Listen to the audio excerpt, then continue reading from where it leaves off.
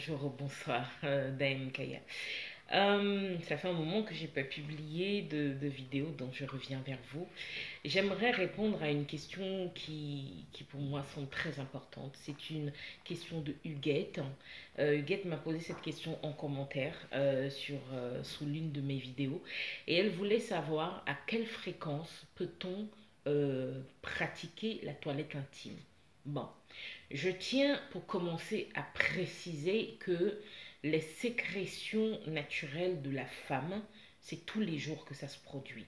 C'est-à-dire que la peau va sécréter de la sueur ou autre chose, le cuir chevelu va sécréter de la sueur aussi, du liquide, le visage va sécréter du sébum, on sécrète des choses et forcément le sexe, c'est-à-dire le vagin de la femme, est fermé. Je vous demande de vous reporter aux vidéos que j'ai fait pour parler des bases de la sexualité. La femme a donc le vagin qui est fermé, les grandes lèvres, les petites lèvres, tout ça est fermé. Et donc forcément, si vous vous levez le matin, vous marchez, vous frottez vos cuisses, il y a les sécrétions naturelles du corps, il y a des pertes blanches et des choses comme ça qui coulent. Donc ça fait une forme de saleté à l'intérieur qu'il faut nettoyer. Donc la toilette intime, quand on n'a pas envie de la faire trop souvent, il faut la faire une fois par jour, c'est le minimum syndical. Le minimum syndical, comment on l'a fait? Moi je le dis toujours parce que certains médecins vont vous dire qu'il ne faut pas le faire régulièrement parce que le corps et le vagin s'auto-nettoient. Je dis, et je suis très claire dans ce que je dis, le vagin s'auto-nettoie uniquement quand l'alimentation permet que le corps s'auto-nettoie. Ça veut dire, une femme, quand elle veut que son vagin s'auto-nettoie seule, doit régulièrement prendre 24 heures dans la semaine sans manger. Je dirais même 24 heures deux fois. Alors quand je dis 24 heures, je suis très claire. Hein. Si vous mangez à 13 heures, par exemple aujourd'hui, il vous faudra remanger à 13 heures demain et sans rien manger entre les heures intermédiaires. Ça, c'est très important. Ça pousse le corps à s'auto-nettoyer et à se soigner, ce qui fait que le vagin s'auto-nettoie. Et même là, quand vous faites ça et que vous mangez bien des fruits et des légumes, c'est-à-dire que dans la semaine, il faut compter que les féculents doivent avoir une part de 30% dans votre alimentation dans la semaine, les légumes et les noix une part de 60%, alors légumes, noix et fruits une part de 60% à peu près, là entre 30-60% on est à 90%.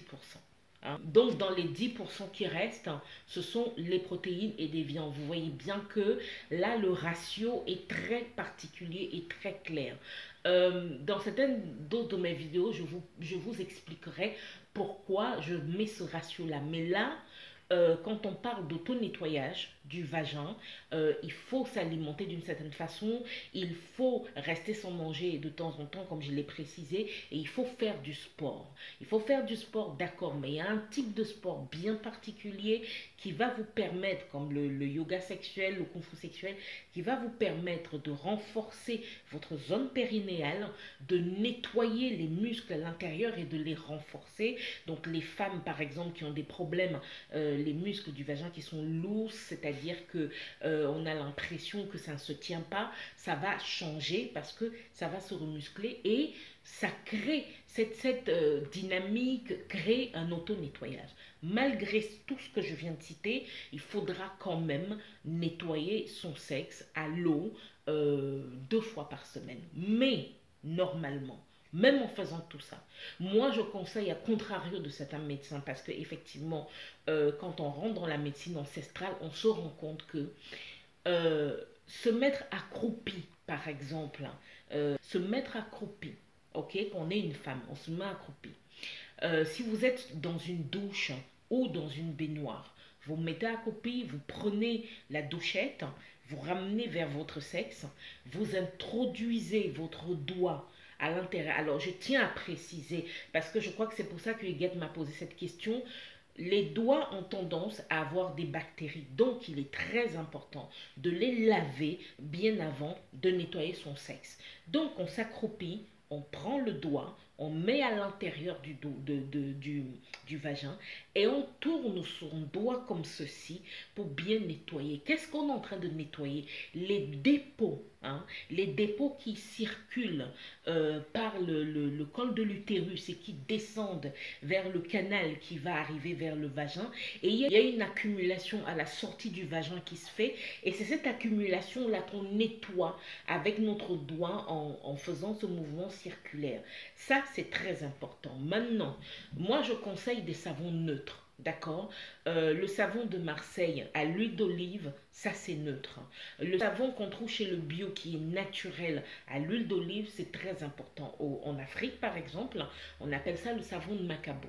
Donc, on ne l'introduit pas dans le vagin, je suis très claire, hein, mais on lave l'extérieur, les grandes lèvres, les petites lèvres, on met juste un peu de savon et puis on nettoie. Celles qui utilisent des gels intimes, euh, faites très attention, utilisez des gels intimes qui n'ont rien à l'intérieur. D'accord. Vérifiez bien que ce sont des gels intimes naturels qui ne vont pas stresser l'environnement de votre vagin ni poser un problème au pH à l'intérieur de votre vagin. C'est très très important. Donc, quand vous avez compris ça, moi ce que je fais, c'est que je nettoie mon sexe le matin à mon réveil, parce que pendant la nuit, quand on dort, il y a un dynamisme du corps, même si on dort, et quand on se réveille, on le sent bien, les femmes le sentent, quand vous posez votre main sur votre sexe ou légèrement à l'entrée du vagin, on sent des liquides, on sent parfois des muqueuses blanches ou des choses comme ça. Donc, on se met accroupi, je me mets accroupi, je nettoie, je mets un peu de savon sur la surface visible du vagin, donc grandes lèvres, petites lèvres, partout il y a les poils et tout le reste, entre les cuisses, c'est très important.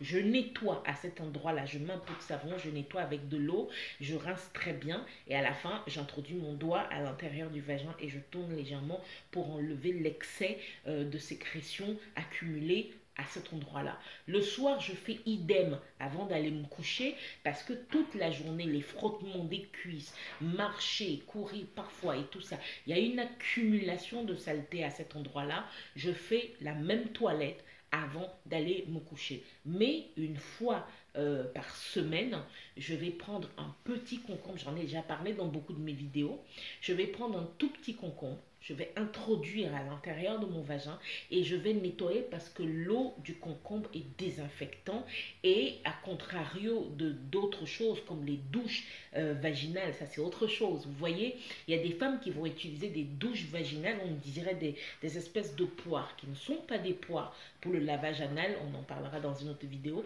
mais des espèces de poires qu'elles introduisent à l'intérieur du vagin et elles appuient pour que ça fasse des jets d'eau à l'intérieur. Moi, je ne conseillerais pas vrai. Enfin, on peut le faire une fois par mois si ça nous chante, mais c'est pas quelque chose que je vais conseiller parce que votre doigt est naturel, parce que c'est facile, parce que le concombre est naturel, parce que c'est antiseptique, parce que ça fait du bien. Donc voilà.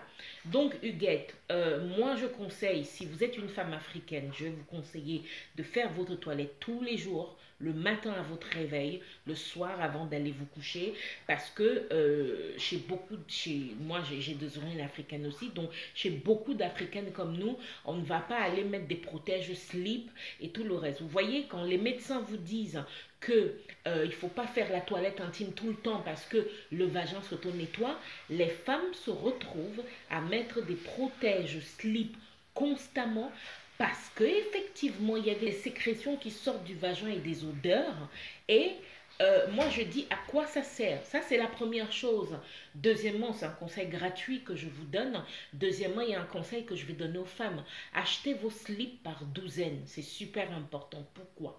Parce que quand vous vous réveillez le matin, vous portez un slip, une gaine, ce que vous voulez. Vous l'enlevez le soir, vous jetez dans un seau. Le lendemain, c'est un nouveau slip. D'accord? Il ne faut pas mettre le même slip deux fois parce que, quoi qu'on en dise, pour être propre, au niveau vaginal. Il faut vraiment faire très attention à son intimité. Et si on ne veut pas avoir des problèmes, il y a des femmes qui se retrouvent régulièrement avec le sexe qui gratte, avec certains problèmes au niveau du vagin, certaines bactéries qui se développent. Quand on fait la routine que je viens de vous donner, on ne peut pas avoir ce genre de choses. Mais n'oubliez pas, d'accord? Alimentation, toilette intime, sport, dans la tête aussi. Ne pas être stressé tout le temps parce que certaines femmes qui sont très stressées, eh ben, l'utérus prend et le sexe aussi prend forcément puisque les sécrétions sortent par le vagin. Ok? Donc, voilà un peu ce que vous devez suivre. Donc, Huguette, toilette tous les jours, le matin à ton réveil, le soir avant d'aller te coucher, pas besoin de prothèse slip dans la journée, un slip par jour, le samedi soir, tu les trempes, tous les slips, donc forcément, si tu en as 12, c'est un roulement sur 2 semaines.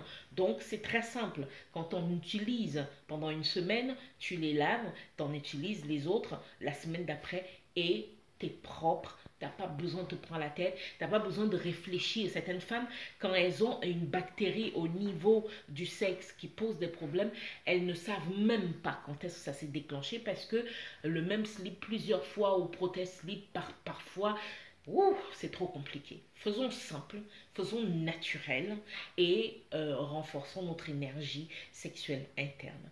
Bien, n'oubliez pas de vous abonner, de liker, de poser vos questions et de me contacter si vraiment vous avez besoin d'un suivi. Voilà, il n'y a pas de problème par rapport à ça. Daem Kaya, très très sexuel.